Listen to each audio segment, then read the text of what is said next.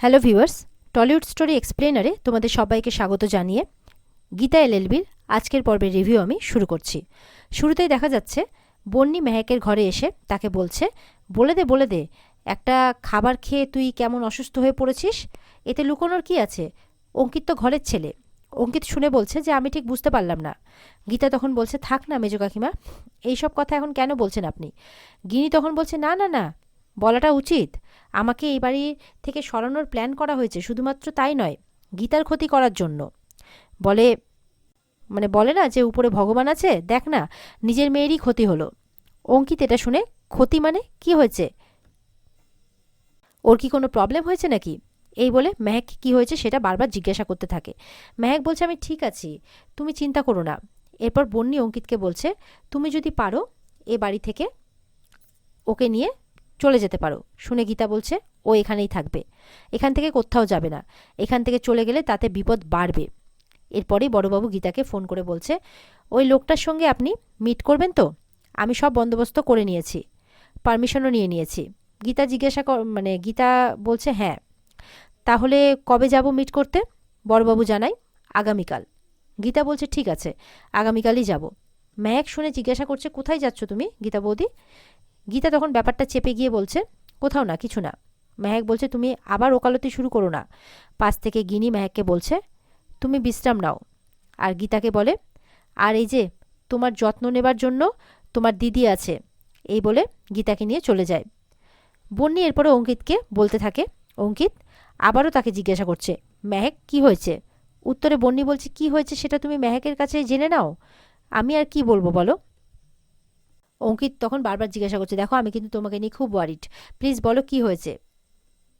দেখো এরপর কিন্তু আমি তোমাকে এখানে রাখবো না, আমি তোমাকে আমার সঙ্গে নিয়ে চলে যাব। মেহেক বলছে, কিচ্ছু হয়নি আমার অঙ্কিত, আমি একদম ঠিক আছি। ওদিকে কৃপানের বাড়িতে কাব্যা হঠাৎ পদ্মকে আসতে দেখে জিজ্ঞাসা করছে, কি চাই, এই বাড়িতে কেন এসেছো? পদ্মও তখন তাকে কোর্টের কিছু কাগজপত্র দেখিয়ে বলে, এই হারানো এই পেপারসগুলো বলছে যে আমার এই বাড়িতে থাকার সম্পূর্ণ অধিকার আছে। কাব্যা তখন পদ্মর উপর চেঁচিয়ে বলছে, শাট আপ, এসব কি দেখাচ্ছ তুমি আমাকে? পদ্ম বলছে, কোর্টের অর্ডার, মহামান্য আদালত আমাকে এই অনুমতি দিয়েছেন, এই বাড়িতে বউ হিসেবে থাকতে পারি আমি, আমাকে কেউ আটকাতে পারবে না, কেউ না। এই বলে ভেতরে প্রবেশ করতে গেলে কুণাল কান্তি বলছে যে তার রাস্তা আটকে বলছে আর কি, তুমি ভেতরে যেতে পারবে না। পদ্ম তখন ওনাকে সাবধান করে বলছে, আপনি আমাকে আটকাতে পারেন না, কোর্টের অর্ডার না মানলে আপনার কিন্তু শাস্তি হতে পারে, সেটা আপনি ভালো করেই জানেন। তখন কুণালকান্তি বলছে, কিরণকান্তি বলছে আর কি, যে এরপর পদ্ম সাহস দেখে তার উপরে চেঁচিয়ে উঠছে, বলছে পদ্ম এক পদ্মও তখন বলছে যে একদম চিৎকার করবেন না, বাড়ির পুত্রবধূর সঙ্গে ভালো করে ব্যবহার করুন। কিরণকান্তি তখন তার পুত্রবধূর কথা শুনে হাসছে আর বলছে, কিসের পুত্রবধূ?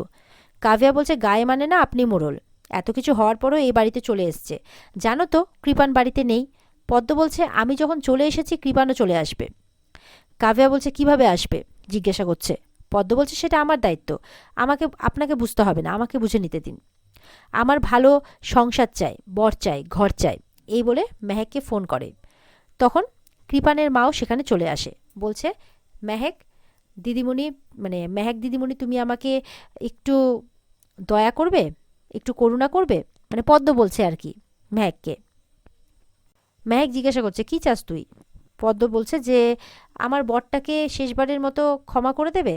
দেখো আমি বড়বাবুর সাথে কথা বলে নিয়েছি, আমি উকিল দিদিমণির সঙ্গেও কথা বলে নিয়েছি, উকিল দিদিমণি আমাকে কোর্টের অর্ডার বের করে দিয়েছে, আমি নিয়েছি, আর সেটা নিয়ে আমি এই বাড়িতে এসেছি, এই বাড়িতে থাকবো, এখানে সংসার করতে চাই।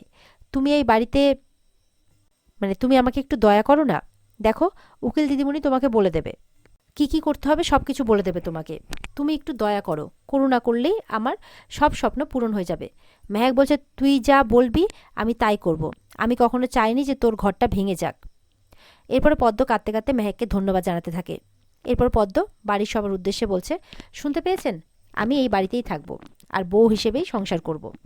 এরপর কাব্যাকে উদ্দেশ্য করে বলছে যে আমার মনে হয় কারো কোনো সমস্যা হওয়ার বা আপত্তি থাকার কথা নয়, আর যদি আপত্তি থেকেও থাকে আমি তার বিরুদ্ধে আইনি ব্যবস্থা নেব।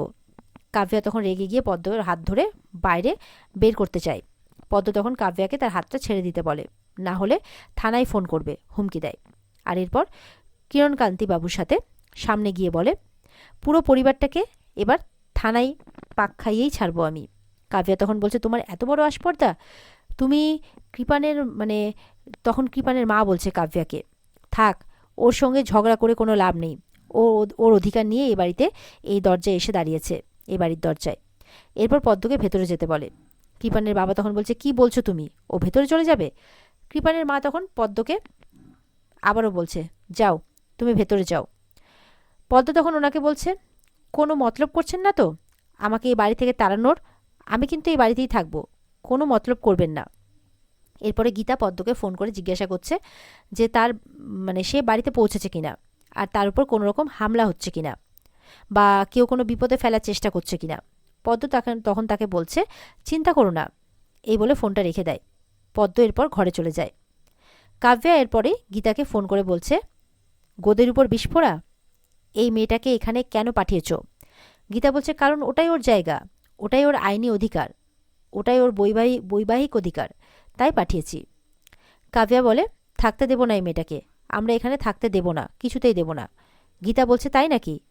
কোর্টের অর্ডার নিয়েই ও ওই বাড়িতে ঢুকেছে, এই কথাটা বোধহয় বলেছে ও তোমাকে, তারপরেও তুমি থাকতে দেবে না?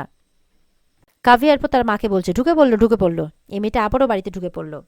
তার মা বলছে, ঢুকেছে ভালোই হয়েছে, দেখ ওই হয়তো কৃপানকে উদ্যোগ নিয়ে এই বাড়িতে ফিরিয়ে আনতে পারবে।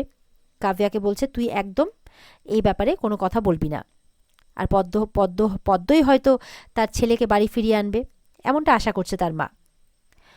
ওদিকে মুখার্জি বাড়িতে গীতা স্নান থেকে বেরিয়ে তৈরি হচ্ছে। তখন স্বস্তিক সেখানে এসে তাকে সাহায্য করছে আর বলছে, আমি থাকতে তুমি এসব কাজ করবে কেন? এইটুকু করা তো উচিত আমার, তাই না? কিন্তু গিন্নি, একটা কথা বলি, সাবধানে থেকো, তোমার যদি কিছু হয় না, আমি কিন্তু মেনে নিতে পারবো না। এরপর স্বস্তিক গীতাকে কোলে তুলে নেয় আর বিছানায় বসিয়ে দিয়ে বলে, আজ থেকে তোমার মাটিতে পা রাখা চলবে না, তোমাকে আমি এইভাবে লিফট করে নিয়ে ঘুরে বেড়াবো। গীতা বলছে, আচ্ছা, আমি কি একটা বাচ্চা মেয়ে? স্বস্তিক বলছে, বাচ্চা নও, বাচ্চার মা হতে চলেছ, তাই আমি যেটা করব তোমাকে শুনতে হবে। সে সময় গিনি তাদের ঘরে ঢুকে পড়ে আর তাদের মধ্যে ভালোবাসা দেখে মনে মনে বলছে, তুই সুখে আছিস বোন, খুব সুখে আছিস, বর বাচ্চা নিয়ে সুখে থাকবি তুই, তাই না? তা কি করে হবে? আমি তো এসব কিছুই পাইনি, তাই তোকেও আমি এসব পেতে দেব না। এরপরে দরজায় একটা আওয়াজ করে বসে আর গিনি চলে যাওয়ার ভান করলে গীতা তাকে বলছে, ভেতরে আয়, যাচ্ছিস কেন? গিনি বলছে, না না, আমি এটাই বলতে এসেছিলাম যে তুই কি খেতে যাবি, না এই ঘরেই তোর খাবার পাঠিয়ে দেব? গীতা তখন বলে যে খাবে।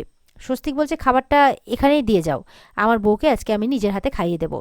গীতা বলছে, কি হচ্ছে বলুন তো, এটা কীরকম পাগলামি? স্বস্তিক তখন বলছে, আজকে তুমি ঘরে চুপচাপ বসে থাকবে আর আমি খাইয়ে দেব। বলছে, এই 9টা মাস তোমার বাচ্চার জন্য, আর আজকের এই একটা দুপুর আমার জন্য। এটা শুনে গিনি চলে যায়।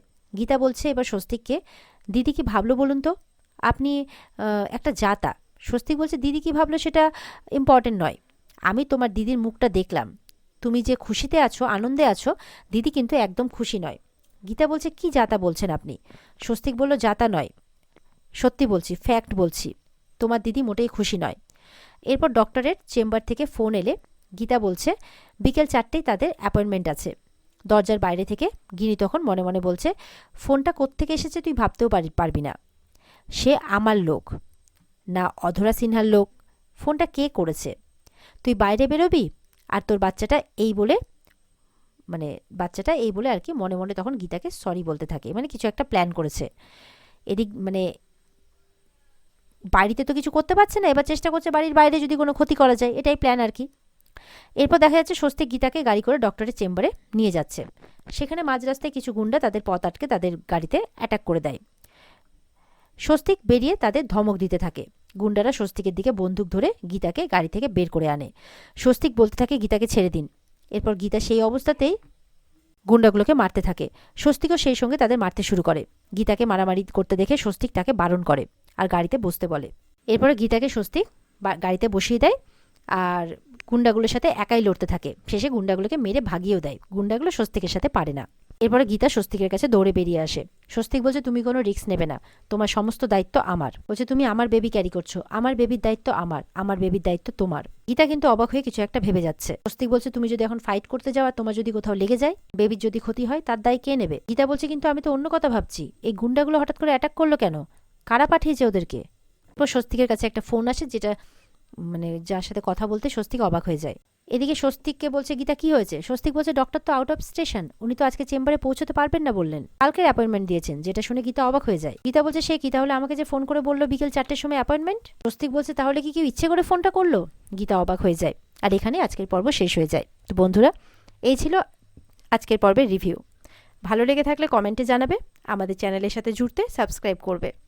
দেখা হবে আগামীকালকে। সবাই ভালো থাকবে। টাটা।